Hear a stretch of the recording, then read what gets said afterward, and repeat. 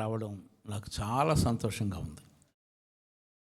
ఇక్కడికి ఎప్పుడు వచ్చినా చాలా ఉత్సాహంగా ఉంటాను. ఇక్కడి నుంచి ఉత్సాహంగా తిరిగి వెళ్తాను. అయితే గత 4 సంవత్సరాలు కూడా మేము విజయవాడలో ఉండడానికి అవకాశం లేకుండా పోయింది. కారణం ఏదంటే, ముందు మాకు మనవరాలు పుట్టింది, ఆ తర్వాత మనవడు పుట్టాడు. కాబట్టి అమ్మమ్మ తాతయ్యలో పరిచర్యలు ఉన్నాయి కదా, అందువల్ల మేము హైదరాబాదులో ఉండి మా కూతురికి పుట్టిన ఇద్దరు బిడ్డలని మేము చూస్తుంటే వాళ్ళ ఉద్యోగాలు వాళ్ళు చేసుకుంటున్నారు. అయితే మా అమ్మాయి మాకు ఒక వారం 5-6 రోజులు మాత్రమే పర్మిషన్ ఇచ్చింది.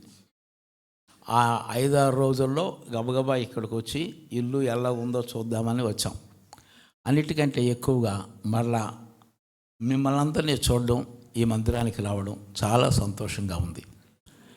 సామెతలు 4వ అధ్యాయం.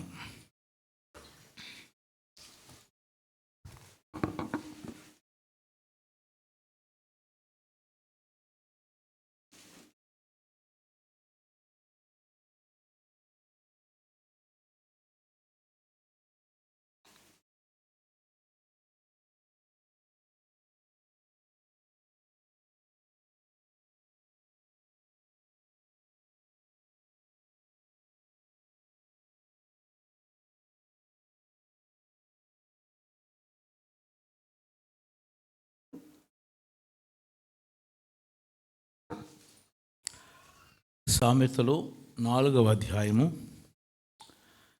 20, 21, 22 ఆ 3 వచనాలు అందరము కలిసి చదువుకుందాం. సామెతలు 4వ అధ్యాయము 20, 21, 22 అందరం కలిసి చదువుకుందాం. నా మాటలను ఆలకింపుము, నా వాక్యములకు నీ చెవియొగ్గుము, వాటిని తొలగిపోనీయకము, నీ హృదయమందు వాటిని భద్రము చేసుకొనుము. దొరికిన వారికి అవి జీవమును, వారి సర్వ శరీరమునకు ఆరోగ్యమును ఇచ్చును. మరలా ఒకసారి చదువుకుందాం 3 వచనాలు. నా కుమారుడా, నా మాటలను ఆలకింపుము, నా వాక్యములకు నీ చెవియొగ్గుము, తొలగిపోనీయకము, నీ హృదయమందు వాటిని భద్రము చేసుకొనుము. వారికి అవి జీవమును, సర్వ శరీరమునకు ఆరోగ్యమును ఇచ్చును. ప్రార్థన.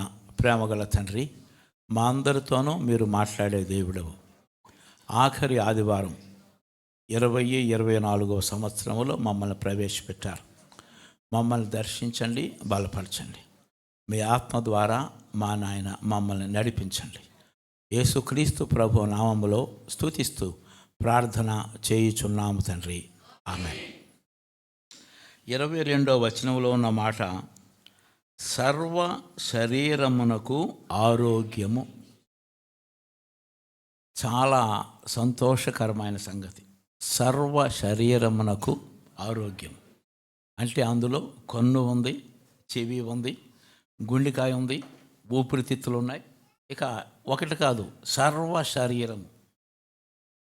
కన్నుకి ఏదైనా వ్యాధి వచ్చిందనుకోండి, గుండెపోటు మందు వేసుకుంటే అది తగ్గదు. గుండెపోటుకు మందు వస్తే ఏదో లివర్కి గనక మందు వేస్తే ఇంకా రివర్స్ అయిపోద్ది.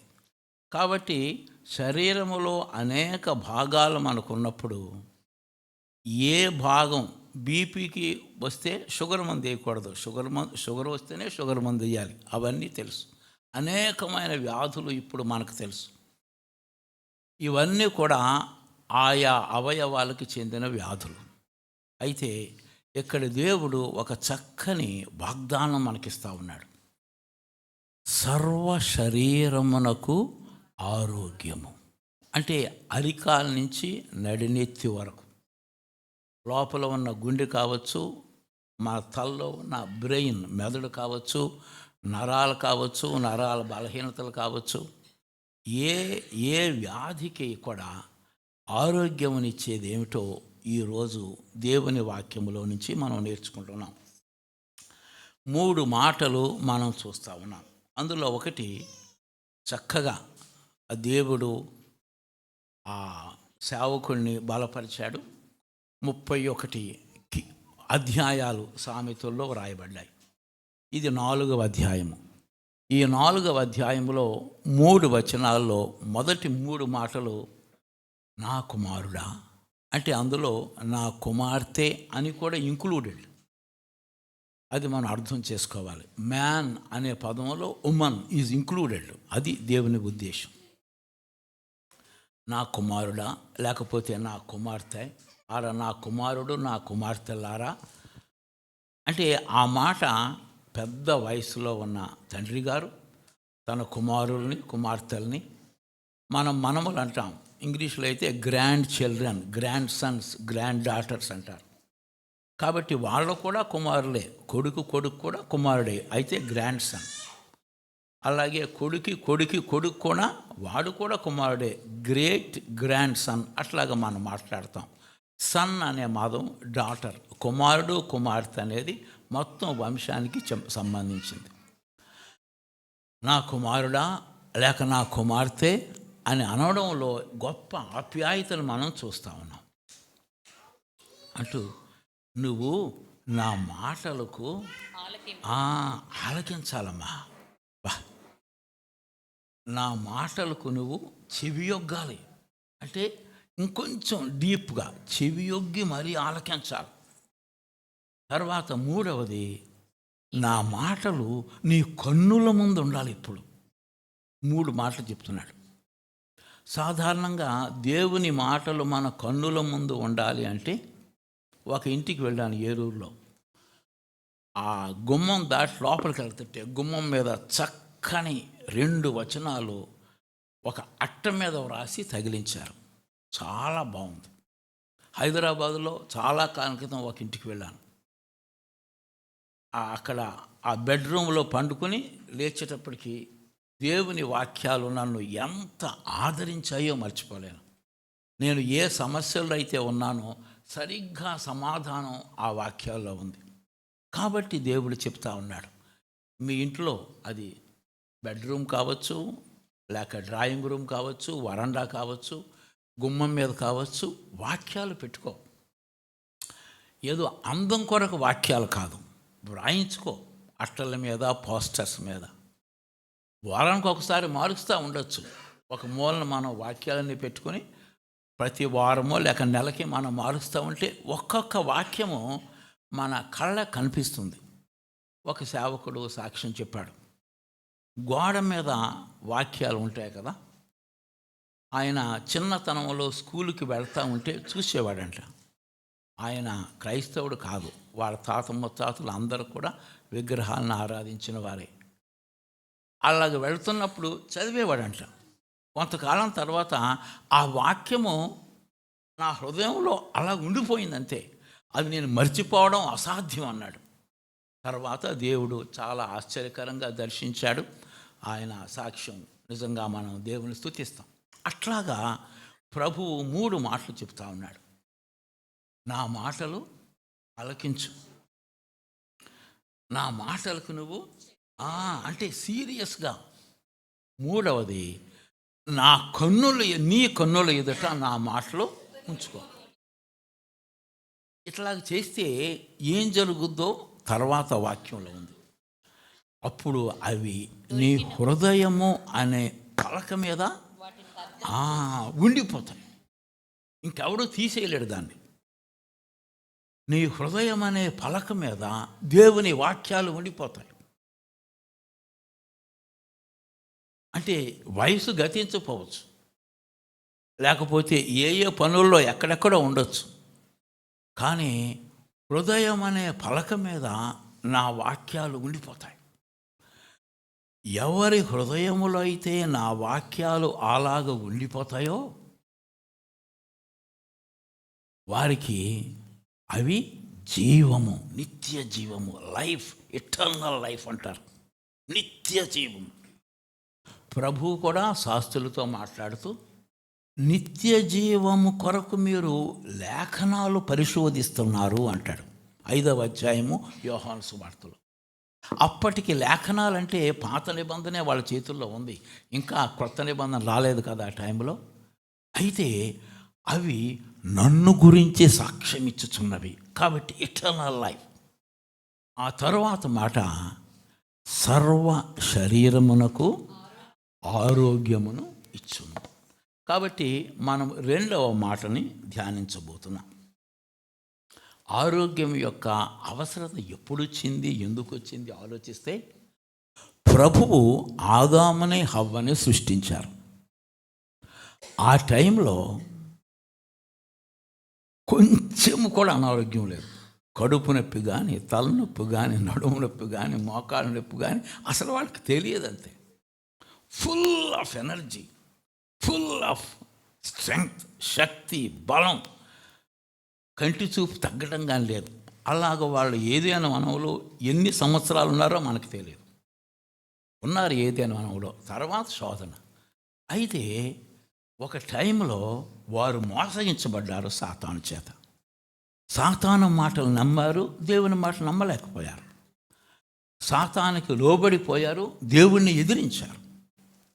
దేవుణ్ణి తృణీకరించారు, సాతాన్ని హత్తుకున్నారు, మోసగించబడ్డారు. అప్పుడు వారికి మరణం. ముందు ఆత్మలో మరణించారు, ఆ తరువాత భౌతిక మరణం 930 ఏండ్లకి ఆదాముకు వచ్చింది. అంతకుముందు అసలు మరణం అనేది క్వశ్చనే లేదు. మరణమే కాదు, వ్యాధులు కూడా వచ్చాయి. కాబట్టి ఆదాము మన పితరుడు, ఆయన గర్భాన్నించి కుమారులు కుమార్తెలు వచ్చారు. ఇక తరతరాలకి మనం వచ్చాము ఈరోజు. అంటే ఆదాము పాపము చేసే టయానికి మనమందరము కూడా ఆదాము యొక్క గర్భములో ఉన్నాం. ఆదాముకు వేరుగా ప్రపంచములో ఏ పురుషుడు లేడు, ఏ స్త్రీ కూడా లేదు. అంటే దేవుడు ఆదామును సృష్టించినప్పుడు ఒక్కడిని సృష్టించినట్టుగా కనిపిస్తుంది, కానీ సర్వ మానవ జాతిని కూడా ఆదాములో సృష్టించి ఆయనలో దాచిపెట్టాడు. ఈరోజు ప్రపంచ జనాభా 800 కోట్లు దాటింది. ఆదాము నుంచి ఇప్పటి వరకు ఎన్ని వేల కోట్లు ఉందో నాకు సరిగ్గా తెలియదు. ఇంకా ఎన్ని కోట్ల మంది రాబోతున్నారో మనకు తెలియదు. వారు అందరినీ కూడా దేవుడు ఆదాములో సృష్టించాడు. ఆయన జ్ఞానము, ఆయన తెలివితేటలు అవి అనంతమైనవి, మనం గ్రహించలేం. అప్పుడు పాపం బట్టి వ్యాధులు రావడం ఆరంభించాయి. అయితే యెషయా 53వ అధ్యాయము మనం జ్ఞాపకం చేసుకుందాం. 4వ వచనములో ఫస్ట్ లైన్ ఎట్లా ఉంటుందంటే, ఆయన మన రోగాల్ని భరించాడు. ఇక్కడ ఆయన అంటే ప్రభువైన యేసుక్రీస్తు. ఆయన ఎవరు అంటే యోహాను సువార్తలో ఉంది, ఆదియందు వాక్యం ఉండెను, దేవుని వాక్కు. ఆయన దేవుని యొద్ద ఉండెను, దేవుడై ఉండెను. సమస్తమును ఆయన మూలముగా కలిగాను. He is God, the very God. ఆయన మానవుడయ్యాడు. అంతేకాదు, ఆయన పొందిన దెబ్బల చేత మనకు స్వస్థత కలుగుచున్నది. కాబట్టి పాపం వల్ల ఏదైతే మనం నష్టపోయామో, పాపం వల్ల ఏ వ్యాధులైతే మన మీదకి వచ్చాయో, వాటి నుంచి విడిపించడానికి, రక్షించడానికి, సమకూర్చడానికి దేవుడు తన ఏకైక కుమారుణ్ణి, అనగా దేవుని వాక్యము శరీరధారి అయి మన మధ్య కృపా సత్య సంపూర్ణుడుగా నివసించారు. ఇది మనం అర్థం చేసుకుందాం. అనగా వ్యాధులు పాపం వల్ల వస్తే, పాపాన్నించి రక్షించే ఈ ప్రభువు మానవ జాతికి పాప విమోచన మాత్రమే కాదు, స్వస్థతను కూడా అనుగ్రహించాడు. ఎలాగ అనుగ్రహించాడు అంటే, మన రోగాల్ని ఆయన భరించాడు. ఆయన దెబ్బలు తినడం ద్వారా మన రోగాలకి ఆయన స్వస్థతను ఇచ్చాడు. This is the plan of God. దేవుణ్ణి ఏమంటారంటే హీఈస్ ఇన్ఫైనైట్ గాడ్, అంటే అనంతుడు. భూమి ఒక గ్రహం, సూర్యుడు చుట్టూ 9 గ్రహాలు, అందులో భూమి ఒక గ్రహం. ఒక్కొక్క సూర్యుడు ఒక్కొక్క నక్షత్రంతో సమానం. ఇలాంటి నక్షత్రాలు కోటాను కోట్లు ఉన్నాయి. వాటన్నిటినీ కలుగజేసిన వాడు దేవుని వాక్కు. ఆయన అనంతుడు. అయితే మన కొరకు మానవుడయ్యాడు. ఆయన చూడడానికి మానవుడిగా కనిపించిన దేవత్వము యొక్క సర్వ పరిపూర్ణత ఆ శరీరమందు నివసించుచున్నది. He is the very God. కాబట్టి ఇంత అనంతుడైన దేవుడు భూమి మీద ఉన్న మన యొక్క పాపాలని మోసుకుపోయే దేవుని గొర్రెపిల్ల, మన యొక్క రోగాలను భరించుటకు సమర్థుడు, మనకు స్వస్థతనివ్వడానికి కూడా సమర్థుడు. ఇది మనం మనసులో ఉంచుకుందాం. కాబట్టి మనము వాక్యమును చదివినప్పుడు, ఈ వాక్యాన్ని హృదయంలో ఉంచుకున్నప్పుడు యేసుక్రీస్తు ప్రభువుని హృదయంలో ఉంచుకుంటాం. మత్తయి సువార్త ఉంది, 28 అధ్యాయాలు, 1071 వచనాలు. మార్కు సువార్త 16 అధ్యాయాలు, 678 వచనాలు. లూకా సువార్త 24 అధ్యాయాలు, 1151 వచనాలు. యోహాను సువార్త 21 అధ్యాయాలు, 879 వచనాలు. ఎందుకు చెప్తానంటే ఒక్కొక్క వచనము చదువుకుందాం. చదువుకునేటప్పుడు నోట్బుక్స్లో లేకపోతే పేపర్ మీద రాసుకుందాం. ఆనాడు పుస్తకాలు లేవు, అచ్చు యంత్రం కనిపెట్టబడలేదు. కాబట్టి ఎజ్రా గారు చదువుతుంటే అందరూ వినేవారు. యెహోషువ ఒకవేళ చదువుతూ ఉంటే, ఎందుకంటే యెహోషువ కాలంలోనే మోషే ధర్మశాస్త్రాన్ని వాళ్ళకి ఇచ్చాడు. ఆదికాండం, నిర్గమాకాండము, లేవికాండం, సంఖ్యాకాండము, ద్వితీయోపదేశకాండం. పెద్ద పెద్ద తోలు చుట్టల మీద వ్రాసేవారు. వారు దాన్ని చుట్టేసేవారు. ఆదికాండం ఎంత లావు పుస్తకం, ఎందుకంటే తోలు చుట్టల మీద ఉండేవి. లేకపోతే ప్యాపిరస్ అనే ఒక రకమైన అట్టల మీద వ్రాసి చుట్టలుగా చుట్టేవారు. అప్పుడు పుస్తకం అంటే అది. కాబట్టి అందరూ పొజెస్ చేయడానికి వీలయ్యేది కాదు. కాబట్టి వినేవారు. ఆ కాంటెక్స్ట్లో మాట్లాడుతున్నాడు. నా మాటలను ఆలకించుము, నా మాటలకు చెవియొగ్గుము, నా మాటలు నీ కళ్ళ ముందు ఉంచుకోవాయా. అమ్మ, ఉంచుకోండి. ఈ ప్రకారంగా చేస్తే నీ హృదయం అనే పలక మీద ఆ వాక్యాలు ఉండిపోతాయి. భద్రము చేసుకోను. Thank you. చూసారా? అయితే ఈ దినాల్లో మనకి చదువిచ్చాడు దేవుడు. బైబిల్ని ఒక పుస్తకంలాగా ఇచ్చాడు, రాసుకుంటాక నోట్బుక్స్ ఇచ్చాడు.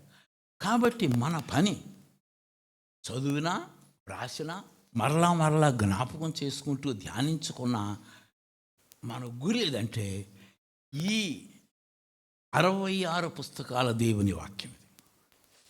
1189 అధ్యాయాలు ఉన్న దేవుని వాక్యం, 31,083 వచనాలు తెలుగు బైబిల్లో. ఇంగ్లీష్ బైబిల్లో కాస్త ఎక్కువ వచనాలు ఉంటాయి.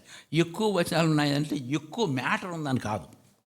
1 పేతురు 1 అధ్యాయంలో తెలుగులో 24 వచనాలు ఉంటే, ఇంగ్లీష్ ట్రాన్స్లేషన్లో 24 వచనాన్ని 2 వచనాలుగా రాశాడంతే. మ్యాటర్ ఒక్కటే, వచనాలని వేయడంలో కొంచెం తేడా వస్తుంది. సో ఇది మనం జ్ఞాపకం చేసుకుందాం. కాబట్టి ఈ 31,083 వచనాలు తెలుగులో ఉన్నాయి. కాబట్టి అన్నీ ఒకసారి చదవలేం. కానీ రోజుకి 2 వచనాలని మనం కంటలు పెట్టవచ్చు, రాసుకోవచ్చు. ఒక 10 వచనాలు, 20 వచనాలు. ఈ ప్రకారంగా ఏమి చేసినా మన ఏం ఏదంటే దేవుని వాక్యం మన హృదయంలోకి వచ్చేయాలి. అపోస్తల కార్యాల్లో ఈ యేసుక్రీస్తు ప్రభువుని అపోస్తలులు ప్రకటించారు. రోమాపత్రిక నుంచి యోధాపత్రిక వరకు ఈ ప్రభువుని ఎట్లాగ వెంబడించాలో దైవ సేవకులు వ్రాశారు. అవే పత్రికలు. ప్రభువుని అంగీకరిస్తే ఎంత ఆశీర్వాదం వస్తుందో, ప్రభువుని తృణీకరిస్తే ఎంతగా నష్టపోతామో ప్రకటనలో ఉంది. ఈ ప్రకారంగా కొత్త నిబంధన అంతా యేసుక్రీస్తు ప్రభువునే మనం చూస్తాం. పాత నిబంధన వచ్చామనుకోండి, ఆదికాండం 1 అధ్యాయంకి వస్తే 1 అధ్యాయం 3వ వచనంలో ఆయన వెలుగు కమ్మని పలుకగా, అంటే ఆయన పలుకు, అంటే ఆయన పలుకు అంటే ఆయన వాక్కు, ఆయన వాక్యము, ఆయనే ప్రభు అయిన యేసుక్రీస్తు. కాబట్టి సమస్తమును ఆయన మూలముగా కలిగినని ఒక్క మాటలో యోహాన్ రాస్తే, ఆయన మూలముగా సమస్తమైన సృష్టి ఎలాగ జరిగిందో వివరంగా 1 అధ్యాయము 3వ వచనం నుంచి 31 వచనం వరకు చక్కగా ఆదికాండంలో మనం చూస్తాం. కాబట్టి ప్రభు అయిన యేసుక్రీస్తు ఆది అంతము లేనివాడు, ఆయన నిత్యము ఉన్నవాడు. ఆది యందు దేవుడు 1 అధ్యాయం 1వ వచనం, దేవుని ఆత్మ 1 అధ్యాయం 2వ వచనం, దేవుని వాక్కు లేక పలుకు మొదటి అధ్యాయం 3వ వచనం ఈ ప్రకారంగా మనం చూస్తాం. దేవుడు అన్నప్పుడు ఆది కాండములో తండ్రి అయిన దేవుడు, పరిశుద్ధాత్మ దేవుడు, కుమారుడు దేవుడు, ఆయన ముగ్గురు వేరువేరుగా వాళ్ళు పనులు చేసినప్పటికీ ఒక్కడై ఉన్న ఏకదేవుడు ఆయన.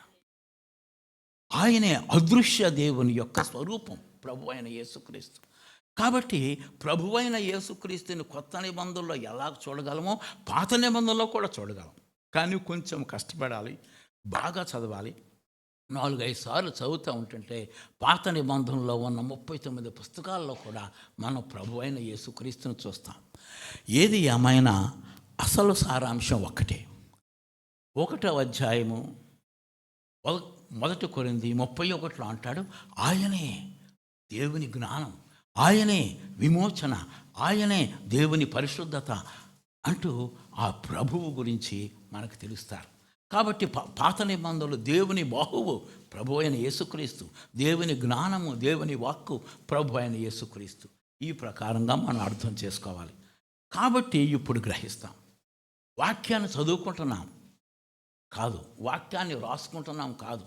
ఇవన్నీ ఎందుకు చేయాలి అంటే హృదయములో ఈ వాక్యము ఉండే అంతవరకు మనం కష్టపడదాం. అయితే ఎలాగ కష్టపడాలో, ఎన్నిసార్లు చదవాలో బైబిల్లోనే వ్రాశారు. మొదటి పేతురు 2వ అధ్యాయము 2వ వచనంలో చక్కని మాట చెప్తాడు. అప్పుడే జన్మించిన శిశువులు 1, 2, 3, 4 నెలల్లో ఉన్న శిశువులు అనుకుందాం. వాళ్ళ అమ్మ పాలు, నిర్మలమైన ఆ పాలు వాడు పిల్లోడు కానీ పాప కానీ ఎవరైనా సరే, ఓకే అమ్మా, థ్యాంక్ యూ. కాబట్టి ఇక్కడ ఎంత ఆసక్తితో తాగుతాడో పిల్లోడు కానీ పాప కానీ, అంత ఆసక్తితో మనము ఏం చదవాలి? వాక్యాన్ని చదువుకోవాలి, వాక్యాన్ని రాసుకోవాలి, వాక్యాన్ని మరలా ఎందుకంటే వాక్యం మన హృదయంలో ఉండిపోవాలి. పిల్లవాడు, నెలల పిల్లవాడు ఎన్నిసార్లు పాలు తాగుతాడో మనం చెప్పలేము. ఒక తల్లి అంది, వీడా ఆడు రాత్రి పగలు తేడా లేకుండా తాగుతాడని చెప్పింది వాళ్ళ ఒక చర్చలో. వాడు 6 నెలలు వచ్చేటప్పటికి ఎంత లావు, ఎంత బరువు ఉన్నాడో ఎత్తలేకపోయాం. చూసారా? అంటే ఫిజికల్గా ఎదగడానికి పాలు ఎంత అవసరమో ఆత్మలో వర్ధిల్లడానికి వాక్యము అంతే అవసరం. కాబట్టి చిన్న పసిపిల్లలు లేక శిశువులు ఎలాగ వాళ్ళ అమ్మ మీద పడి తాగేస్తారో అంత ఆసక్తితో, పట్టుదలతో మీరు మీ వాక్యాన్ని చదవండి. మార్తమ్మ యొక్క సహోదరి మరియమ్మ తెలుసు మనకి. ఒక రోజున ఆయన వాళ్ళ ఇంటికి వెళ్తే, బహుశా మార్తం పని చేసుకుంటుంది, సోఫా మీద ప్రభువును కూర్చోబెట్టి కింద కూర్చొని ప్రభు మాటలు వింటూ ఉంది. ఇంకా అక్కడి నుంచి లేవలేకపోతూ ఉంది, అంత ఆసక్తితో వింటుంది. బేతనీయకు వచ్చాడు ఆయన. వాళ్ళు ఉండేది బేతనీయ. మరలా ప్రభు మాటలు వినాలంటే మరలా ఇప్పుడు బేతనీయ వస్తే అప్పుడు దాకా మరియమ్మకి దేవుని వాక్యం తెలియదు. మరి మనకైతే ఎంత ధన్యులు మరియమ్మతో పోలిస్తే. మనం ఉదయం లేకపోతే మధ్యరాత్రి 2 గంటలకు మెరుగు వచ్చిందనుకోండి, లైట్ వేసి ప్రభు మరియమ్మ దేవుని సన్నిధిలో ఎలాగ కూర్చుందో అలాగే బైబిల్ తెరిచి నోట్బుక్ మీద రాసుకుంటూ చదివితే ఎగ్జాక్ట్గా దేవుడు మాట్లాడతాడు. రాత్రి ఒకవేళ 8 గంటలకు కాదు, ఉదయం 3 గంటలకు కాదు, 24 hours 7 days 365 days మనకి ఆ ప్రివిలేజ్ వచ్చింది. మరియమ్మకి ఆ ప్రివిలేజ్ లేదు, సమూయేలుకి ఆ ప్రివిలేజ్ లేదు, అబ్రహాము కూడా ఆ ప్రివిలేజ్ లేదు. ఎప్పుడో అబ్రహామా అంటే అయ్యా అని వినేవాడంతే. మనం ఎంత ధన్యులమో ఊహించుకోండి. మోషే కాలంలో 5 పుస్తకాలే ఉన్నాయి. తర్వాత అపోస్తుల కాలంలో 39 పుస్తకాలే ఉన్నాయి. ఆ తరువాత అపోస్తుల నుండి పరిశుద్ధాత్మ ద్వారా 27 పుస్తకాలు కూడా మనకు వచ్చాయి. 66 పుస్తకాల దేవుని వాక్యాన్ని పొందిన మనము ఎంత ధన్యులమో. కాబట్టి అంటాడు, కొలస్సీలకు రాసిన పత్రికలో ఈ క్రీస్తు వాక్యము మీలో సమృద్ధిగా ఉండాలయ్యా. సమృద్ధిగా అంటే మీ హృదయం నిండిపోవాలి వాక్యంతో, సంగీతములతోనూ ఆత్మ సంబంధమైన పద్యములతోనూ ఇంకా కీర్తనలతోనూ ఒకరికొకడు బోధించుకునుచు బుద్ధి చెప్పుచు దేవుని గూర్చి మీ హృదయములలో గానము చేయుచు సమస్త విధములైన జ్ఞానముతో క్రీస్తు వాక్యము మీ హృదయములో వండర్ఫుల్, చాలా బాగుంది. అంటే కొంతమంది పాటలుగా పాడుకుంటున్నారు. మన కీర్తన పుస్తకాల్లో ఎక్కువగా బైబిల్లో ఉన్న సంగతులే ఉంటాయి. అవి ఒంటరిగా ఇంట్లో మూలన కావచ్చు, లేకపోతే టెర్రస్ మీద కావచ్చు, తోటలో కావచ్చు, వంట చేస్తూ కావచ్చు, పాటల ద్వారా మనం పాడుకుంటుంటే ఏమవుతుందంటే క్రీస్తు వాక్యము సమృద్ధిగా నివసిస్తుంది. రెండవ మాట చూస్తే సమస్త విధములైన జ్ఞానము అని తెలుగులో అంటే, ఇంగ్లీష్లో అంటే తెలుగులో అన్నాడు, కానీ ఇంగ్లీష్లో విత్ ఆల్ అండర్స్టాండింగ్ అన్నాడు. అంటే అర్థం చేసుకుంటూ గ్రహిస్తూ నీవు చదవాలి, నేర్చుకోవాలి, హృదయములో దాచుకోవాలి. చాలాసార్లు పాత నిబంధన ప్రవక్తలు అర్థం చేసుకోవటం కష్టంగా ఉంటుంది. రోమాపత్రిక కూడా కొంచెం కష్టంగా ఉండొచ్చు. కానీ అర్థం అవ్వకపోతే ఏం చేస్తాం? బీఎస్సీ ఫిజిక్స్ ఉంటుంది, క్వాంటమ్ ఫిజిక్స్ అంటాడు, థర్మోడైనమిక్స్ అంటాడు, క్వాంటమ్ డైనమిక్స్ అంటాడు, ఎలక్ట్రిసిటీ మ్యాగ్నెటిక్స్ అంటాడు. అర్థం కాదు. ఏం చేస్తారు వాళ్ళు? మరలా చదువుతారు. ఇంకా అర్థం కాదు, మరలా చదువుతారు. ఇంకా అర్థం కాదు, మరలా చదువుతారు. ఇంకా అర్థం కాదు, మరలా చదువుతారు. లైబ్రరీకి వెళ్ళి కూర్చుంటాడు 4-5 గంటలు.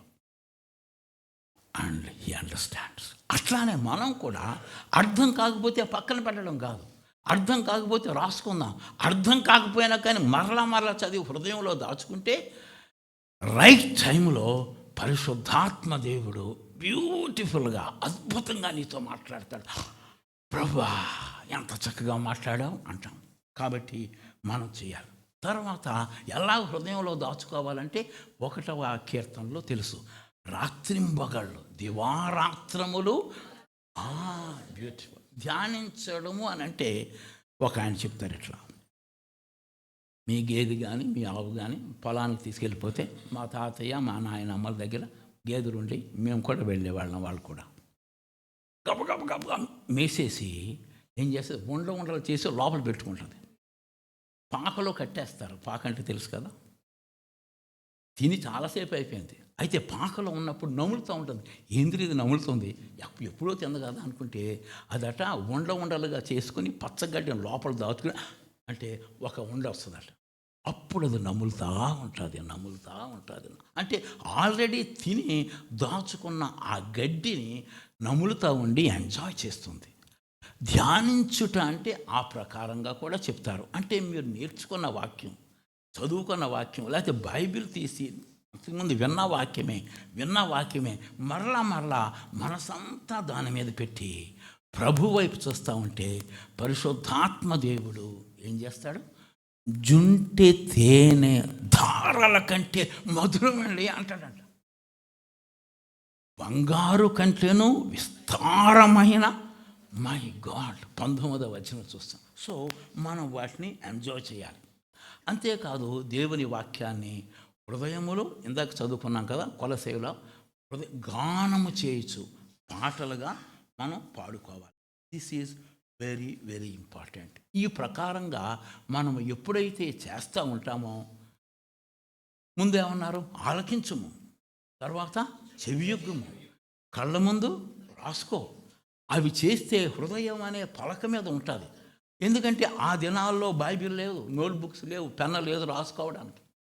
అయితే ఇప్పుడు మనకు పెన్ ఉంది, నోట్బుక్స్ ఉన్నాయి, బైబిల్స్ ఉన్నాయి, 66 పుస్తకాలు మన చేతుల్లో ఉన్నాయి. కాబట్టి ఈ ప్రకారంగా మనము కష్టపడుతున్నప్పుడు ఏం జరుగుద్ది? ఈ వాక్యము ఎక్కడుంటుంది? ఇప్పుడు మన హృదయంలో ఉంటుంది. ఎప్పుడైతే దేవుని వాక్యముతో మన హృదయాన్ని నింపుకుంటామో సర్వ శరీరమునకు, కొంతమందికి ఈ చేతుల్లో నరాల బలహీనత, మరి కొంతమంది మోకాలు నొప్పితో నడవలేరు, నడుము నొప్పితో సఫర్ అవుతారు, బీపీ, షుగరు, గుండెపోటు, ఒకటి కాదు మీకు తెలుసు అన్ని రోగాలు కూడా. అయితే ప్రభు అంటున్నాడు, నీవు వాక్యంతో నింపుకో. నీ సర్వ శరీరానికి, మనలో ఉన్న ప్రతి అవయవాన్ని ప్రభువు నిర్మించాడు. నేను తల్లి గర్భమందు ఉన్నప్పుడే నీ చేతులు నన్ను కలుగు చేశాను. అది ఊపిరితిత్తులు కావచ్చు, గుండెకాయ కావచ్చు, చిన్న ప్రేగులు కావచ్చు, పెద్ద ప్రేగులు కావచ్చు, నీ మోకాలు కావచ్చు, నీ ఎముకలు కావచ్చు, నీ తలలో ఉన్న బ్రెయిన్ కావచ్చు. ఆయన నిర్మించాడు. He knows everything.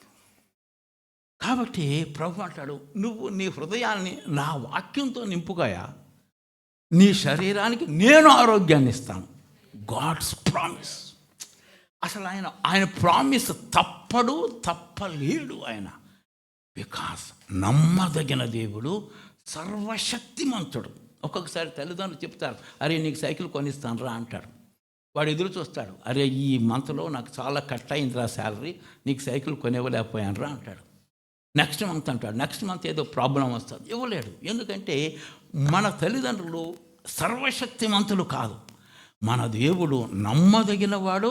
రెండవది ఆయనకి అసాధ్యమైనది ఏది లేదు. So he gives. అది దేవుని వాక్యం. ఆ తరువాత వాక్యాన్ని హృదయంలో ఉంచుకుంటేనంట, వాక్యం అనేది వెలుగు.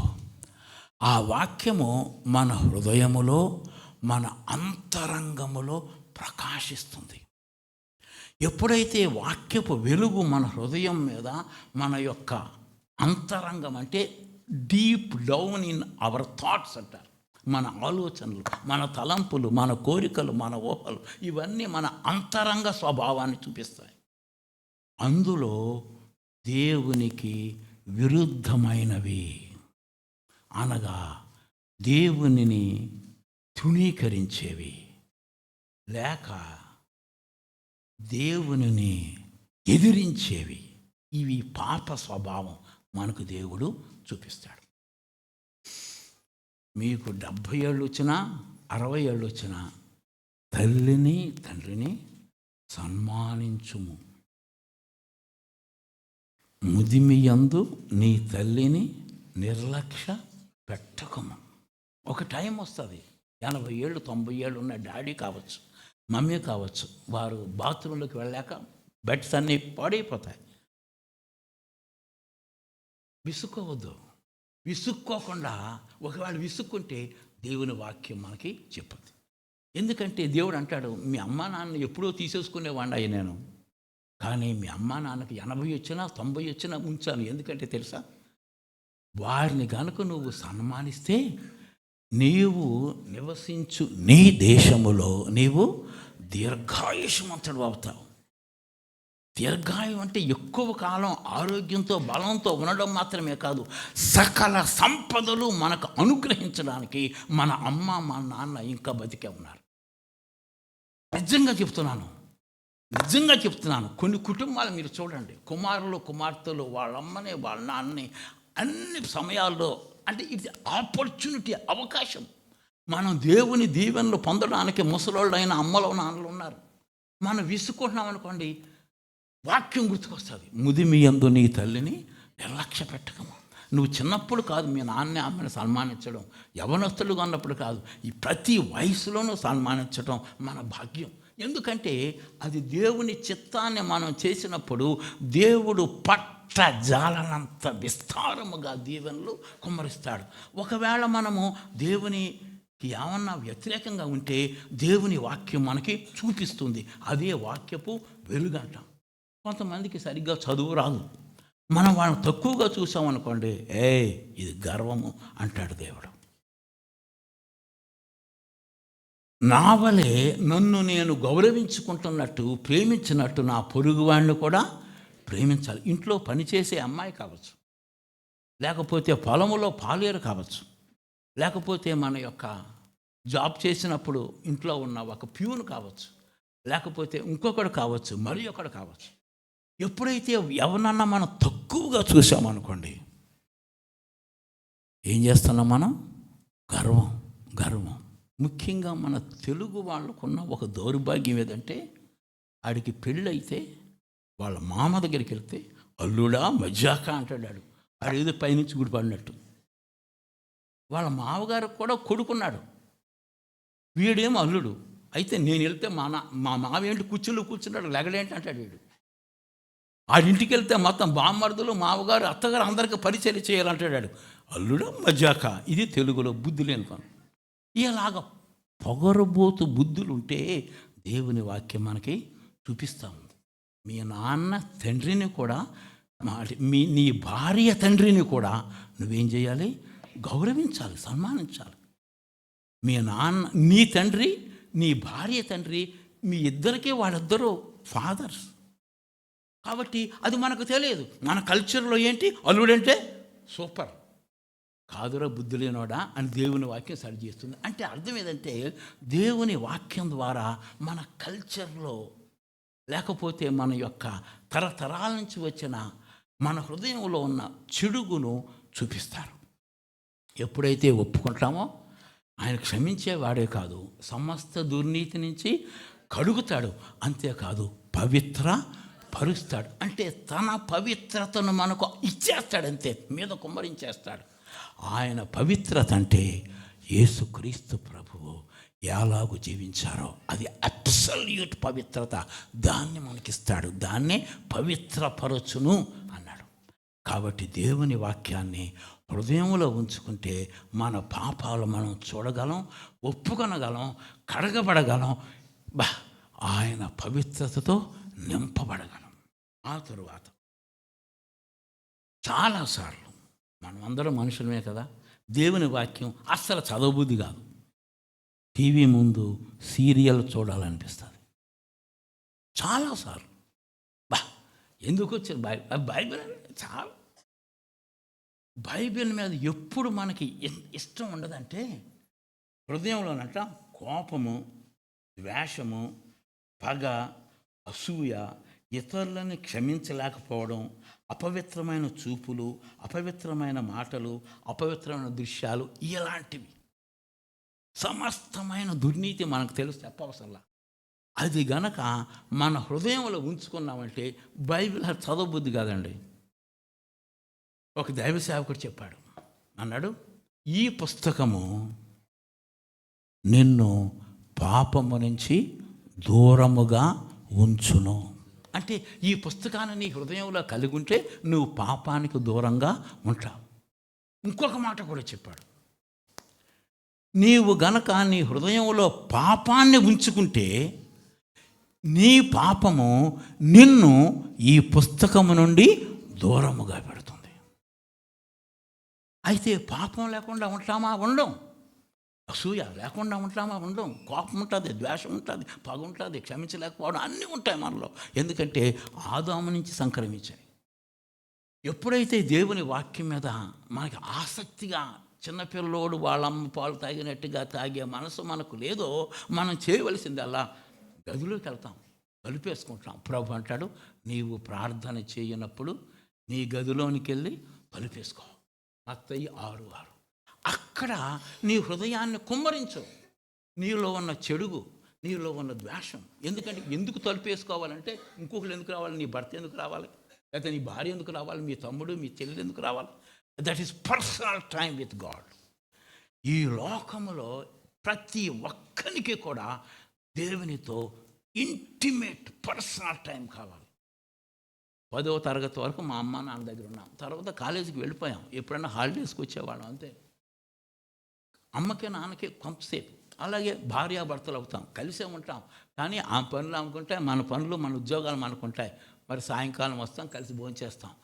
కానీ నిత్యము ఉండేది ఒక్కడితోనే, ఆయన ప్రభువైన దేవుడు. అంతేకాదు, ఈ భూలోకంలో ఉన్నప్పుడే భార్యకు భర్తకి సంబంధం.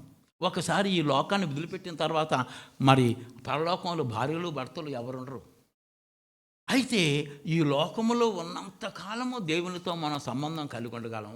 ఈ లోకాన్ని విడిచిపెట్టిన తర్వాత ఇంకా ఎక్కువ సన్నిహితంగా యుగాలు ఉంటాం. అందుకే ఈ లోకంలో ఉన్నప్పుడే మనకు వ్యక్తిగతమైన సమయం దేవునితో ఉండి తీరాలంతే. కొంతమంది ఉదయం 3 గంటలు లెగిసిపోతారు. ఎందుకయ్యా అంటే, లేదన్నా 5 అయితే మా ఇంట్లో పిల్లలందరూ లేచిపోతారు, గోల ఉంటుంది. అందువల్ల 3 నుంచి 5 గంటల దాకా మరి నాకు పర్సనల్ టైం విత్ గాడ్. పల్లెటూరులో కొంతమంది ఎక్కడో తోటలోకి వెళ్ళిపోయి వాక్యం చదువుకుంటా ప్రార్థనలో ఉంటారు. ఎందుకంటే నాకు సోలిటరీ టైం విత్ గాడ్. మేము వైజాగ్లో చదువుకుంటున్నప్పుడు బీచ్లోకి వెళ్ళిపోయి ఒక మూలని ప్రార్థన చేసుకునేవాళ్ళు ఉండేవారు. ఎందుకంటే పర్సనల్ టైం విత్ గాడ్ అంత ఇంపార్టెంట్. అందుకే ఆ పర్సనల్ టైం గురించి మాట్లాడటానికి దేవుడు ఏమన్నాడంటే, నువ్వు గదిలోకి వెళ్ళాయా, తలుపేసుకో. అక్కడికి వెళ్ళి ఏ చెడుగు వాక్యం చూపిస్తుందో ఒప్పుకుందాం. అప్పుడు దేవుడు క్షమించేవాడే కాదు, దుర్నీతి నుంచి కడిగేవాడే కాదు, తన రక్తముతో కడిగి పవిత్రపరుస్తాడు. ఆయన రక్తము ఎంత శక్తివంతమైందంటే, యేసుక్రీస్తుకు ఉన్న పరిశుద్ధత మనము పొందేనంత వరకు క్రీస్తు రక్తము మనల్ని కడగగలదు. Most powerful blood of Christ. యేసు యొక్క రక్తము మనల్ని ఎంత బాగా కడుగుతారంటే, యేసుక్రీస్తు యొక్క పవిత్రతను మనకి అనుగ్రహించడానికి, ఆ పవిత్రతను మనం పొందేటట్టు ఆయన కడుగుతారు. మరలా కడగబడతాం.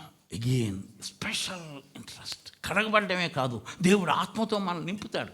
అప్పుడు ఇంకా ఆసక్తితో ఉదయం చదువుతాం, మధ్యాహ్నం చదువుతాం, సాయంకాలం చదువుతాం, రాత్రి చదువుతాం. ఎన్నిసార్లు చదువుతామో మనకే తెలియదు. ఒక ఆయన చెప్పాడు, జూలియస్ గారని, మేము రక్షించబడడానికి ఆయన యూనివర్సిటీలో మంచి పరిచర్య చేసేవారు. బైబిల్ చదువుతుంటే ఆపలేకపోతున్నాను నేను. అటు టైం అయిపోతుంది ఆఫీస్కి. ఆయన కస్టమ్స్లో పనిచేసేవారు. అయినా నేను బైబిల్ ఆపలేకపోతున్నాను. అంటే హీ కుడ్ నాట్ స్టాప్. గంట 2 గంటలైనా ఆపలేకపోతున్నాడంట. హోలీ స్పిరిట్ ఆఫ్ గాడ్, పరిశుద్ధాత్మ దేవుడు ఎంత బలంగా పనిచేస్తే అంత బలంగా మనం వాక్యాన్ని చదువుతాం. కాబట్టి ఆ ప్రకారంగా దేవుని వాక్యాన్ని నేర్చుకుందాం, హృదయంలో దాచుకుందాం, దేవుడిచ్చే ఆరోగ్యాన్ని పొందుదాం. ఆఖరి పాయింట్ 7, మోస్ట్ ఇంపార్టెంట్ పాయింట్. వాక్యాన్ని చదవకుండా అబ్బు చేసే భయంకరమైన శత్రువు ఇది. మామూలు శత్రువు కాదు. తర్వాత రెండవది టీవీ, అందులో ఉన్న సినిమాలు, అందులో ఉన్న సీరియల్స్. కొన్ని ఎంతో అపవిత్రమైన దృశ్యాలు, ఈవెన్ న్యూస్ చూసినా పదే చూపిస్తూ రోత కలిగించే అడ్వర్టైజ్మెంట్స్. తర్వాత ఒక్కొక్కసారి టీవీలో, ఈ సెల్ ఫోన్లో వాక్యాన్ని నేర్చుకోవచ్చు. సెల్ ఫోన్లో తప్పులేదు. చక్కగా దేవుని యొక్క వాక్యాన్ని వినొచ్చు, మంచి పాటలు నేర్చుకోవచ్చు.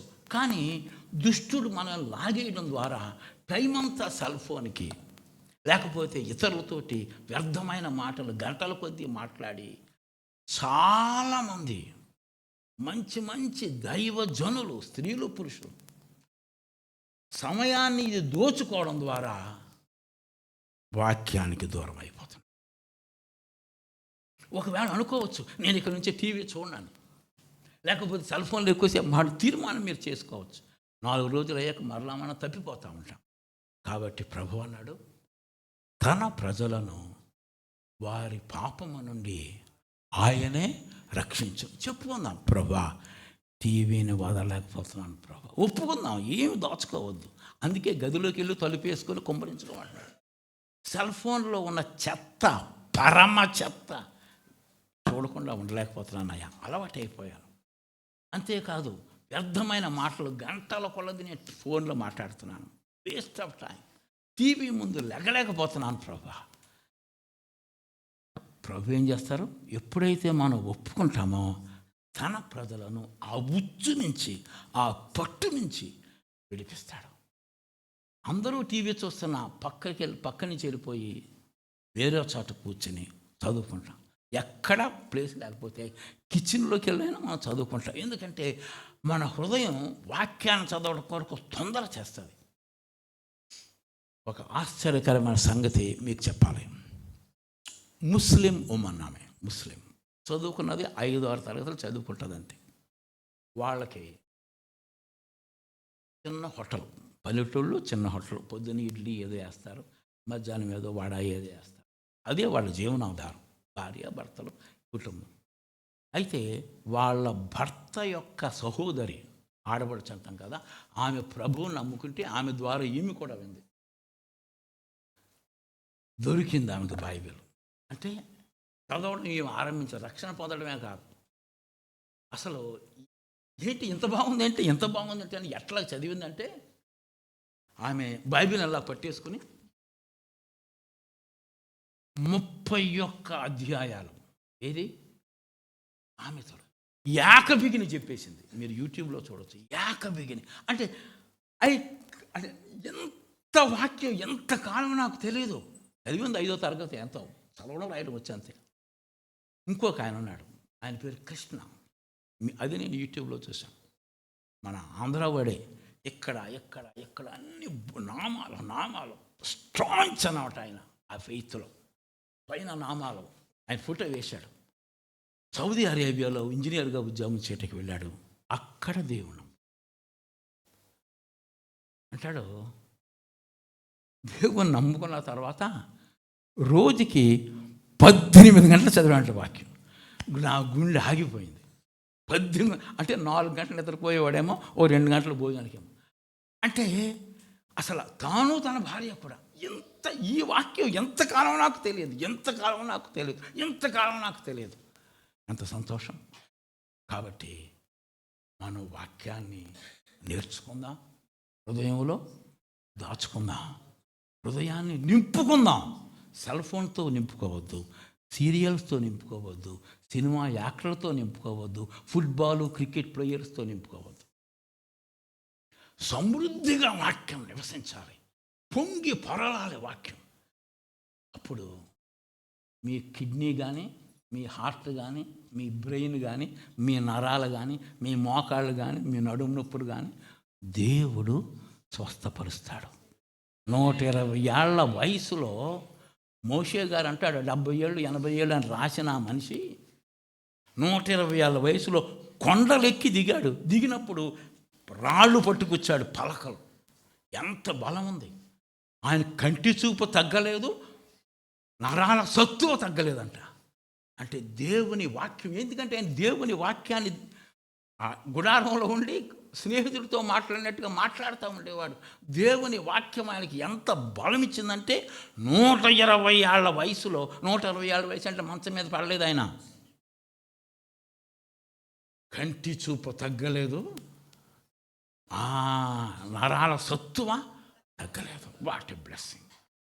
అది మనం అందరము పొందాలి. ప్రార్థన చేసుకుందాం. ప్రేమగల తండ్రి, మా కొరకు 66 పుస్తకాల దేవుని వాక్యాన్ని ఇచ్చావు. మేము నీ వాక్యంతో నింపుకున్నప్పుడు మా సర్వ శరీరానికి ఆరోగ్యాన్ని వాగ్దానం చేశావు.